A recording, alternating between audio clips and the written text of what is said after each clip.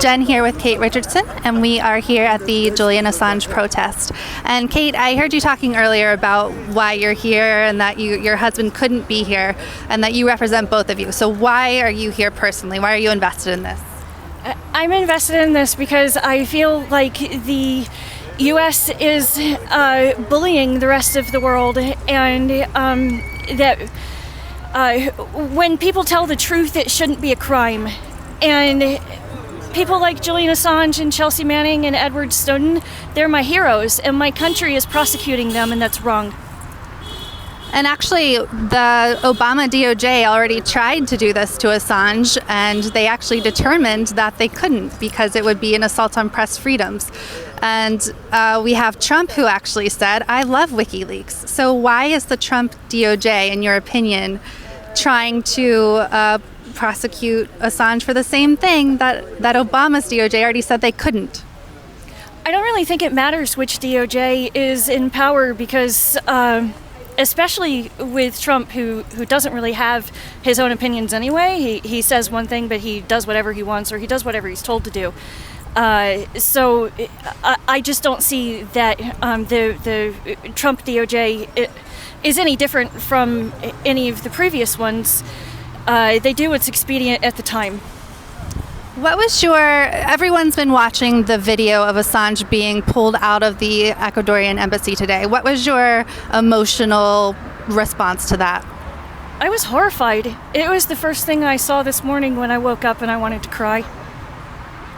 It was shocking to see him with his long beard and his hair grown out. And I was just absolutely horrified at how ill he looked.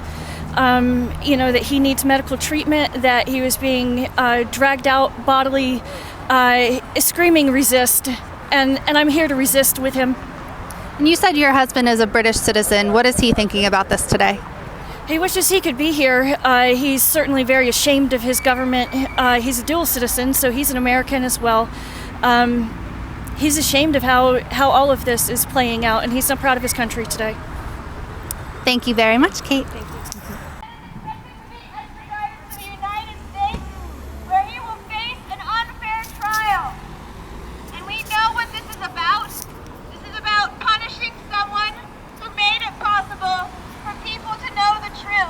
That the power holders don't want us to know. And so we have to protect Julian Assange. I'm going to let the mother say a few words. Kevin?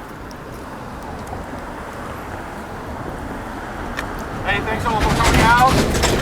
My name is Kevin Zeese. I'm with Popular Resistance. I'm on the advisory board of the Courage Foundation. And I think this is the beginning of another phase of the defense of Julian Assange. Unfortunately, we knew this day was likely to come. But extradition is not guaranteed. People can organize and mobilize, and they're starting to do that very quickly.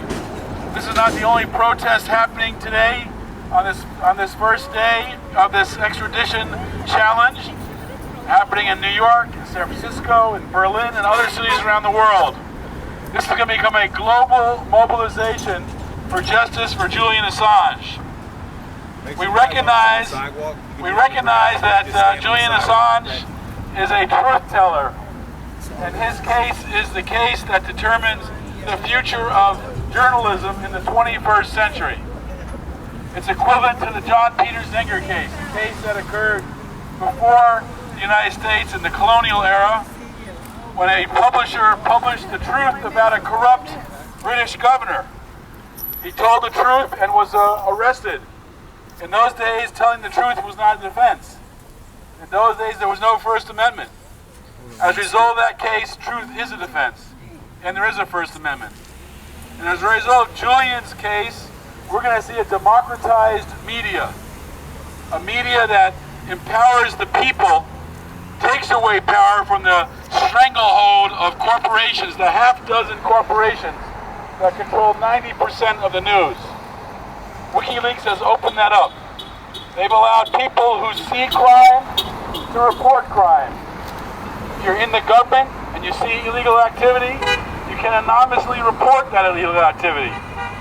If you're in a corporation and you see unethical or illegal behavior, you can report that behavior by providing documents that show the truth. And that's what they're afraid of. The truth is critical for a democracy to exist. If people don't know what's being done in our name, it's not a real democracy. And so this case is an example of so much wrong with our court system, because WikiLeaks exposed crimes, but none of those criminals were prosecuted. Exposed torture, but none of those torturers were prosecuted. Exposed people who murdered people. None of those murderers were prosecuted. Our work as citizens, we have to know what our government is doing. And unfortunately, all too often, we have no idea what our government is doing. We don't know what the CIA is doing. We don't know what the FBI is doing. We don't know what our military is doing. And I remember in the lead up to the Iraq War what some, quote, journalists were doing, which was lying to us. Remember Judith Miller of the New York Times? Boo! Remember her telling us that there were weapons of mass destruction? I don't want Judith Miller, I don't know, maybe she should go to jail. But, you know, it's people who lied to us as the bad journalists that really should be questioned, not the journalists and the publishers who gave us the truth. I remember seeing that video of the Nisar Square in Iraq, and seeing the U.S. military just shoot down innocent people, including the Reuters crew, the guy with his camera on him, as if that were a weapon, and then laughing about it. Well, that's something that we ought to know about what our government is doing. That's right.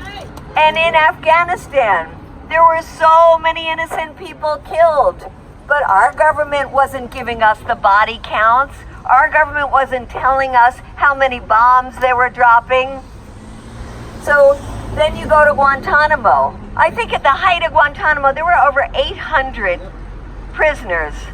And most of them were just picked up in the wrong place at the wrong time.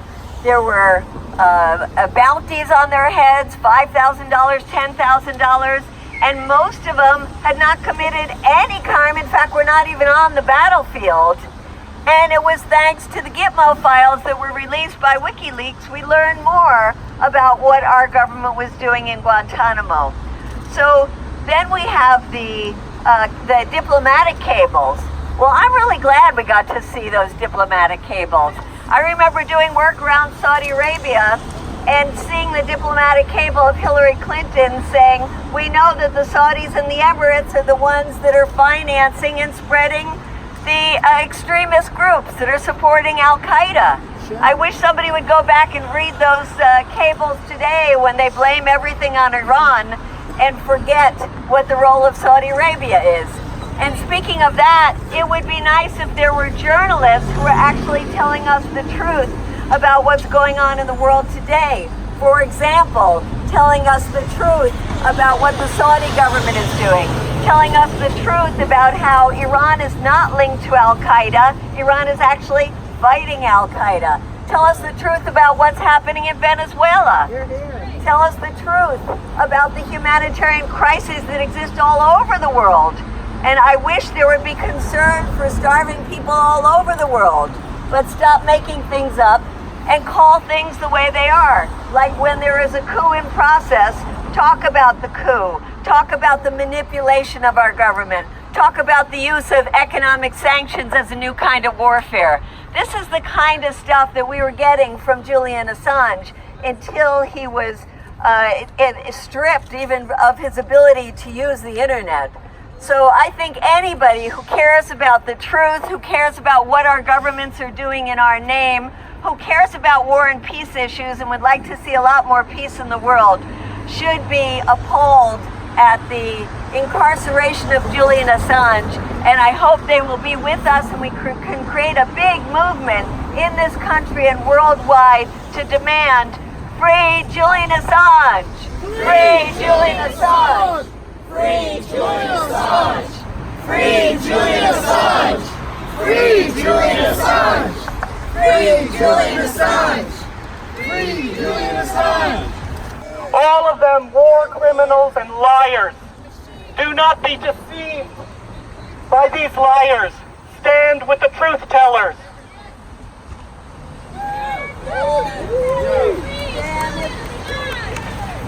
Julian Assange! Free Julian Assange! Free Julian Assange! Free Julian Assange!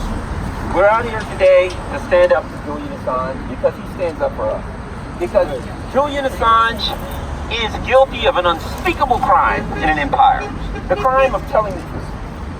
The crime that exposes the international corrupt elites for exactly who they are. Because he knows what we know. He knows that their strength is in their anonymity. Their only strength is in their power to produce propaganda, to mislead, bamboozle, to lead us astray. And the other thing that he knows is this, that any group, government, or organization that can be destroyed by the truth surely should be destroyed. They have no right to stand and lie to the people who pay their bills. The military-industrial complex, they get a seat at the table. The Wall Street banks get a seat at the table. The national security complex gets a seat at the table. The only people that don't get a seat at the table are the people who pay for the table, and that's us. And we've had enough of that, and we're going to stand here, and we're going to continue to stand up for Julian Assange, and we're going to continue to be guilty of the same crime that he's guilty of, and that's the crime of exposing the truth. Free Julian Assange! Free Julian Assange! Free Julian Assange! Chelsea. I just have a few words. I wanted to say that transparency is the foundation on which democracy is built. The citizens have to know what their government is doing if they want to truthfully evaluate their government. And the less transparent the government is being by keeping their war crimes, their crimes against humanity, and such things against humanity, such crimes away from the hands of the public. The government needs to have these things in the public, and if they don't, citizens have to do it. And these citizens shouldn't be incarcerated of the crime of revealing the truth, because without the truth, there is no democracy, and that goes against all values that we have. We need to have the truth free, and we have to have Julian Assange free. Thank you. Free Assange! Free Julian Assange! Free! Hello everyone, thanks for coming out here today. My name is Michael Marcel. I'm with the Washington D.C. area chapter of Veterans for Peace. One of our parts of our mission statement is that we who have dutifully served our military now take a duty to tell the truth about the military and what they are doing in our name and with our tax dollars. We currently have military bases in about 160 or so different countries around the world. We do not know exactly how many, because the Pentagon has that as part of his black budget. But again, back to telling the truth, we believe that WikiLeaks is a legitimate news organization. They have the absolute right to tell the truth. If you have not seen the video Collateral Murder, Google it. Search for it online. That is our tax dollars at work. We are killing innocent Iraqi civilians and journalists, which should be a war crime on both counts. One of the other things we say, we let Julian Assange have his freedom, let him do his reporting on the truth of the U.S. military, the U.S. government, and any other organization that tried to hide their actions behind secrecy and tax laws and lawyers. And I just had one other thought here. It occurs to me that back in 2016, during the elections, Donald Trump called on Julian Assange and WikiLeaks to share some of the documents with the American people. So my question is, doesn't that make Donald Trump an accomplice? Thank you. With the Women's Institute for Freedom of the Press. Our organization was founded in 1972. We want freedom of the press for the individual. We want a people's media. We cannot rely on the corporate media that is consolidated and doesn't tell the truth. We rely absolutely on person-to-person, organization-to-organization, a people's media, the internet, which may have misinformation, but it is also a means of connecting for individual people, for organizations, and we need net neutrality. We need whistleblowers and people who will stand up and tell the truth, even if it means that they will be jailed. And so we stand behind those who speak the truth.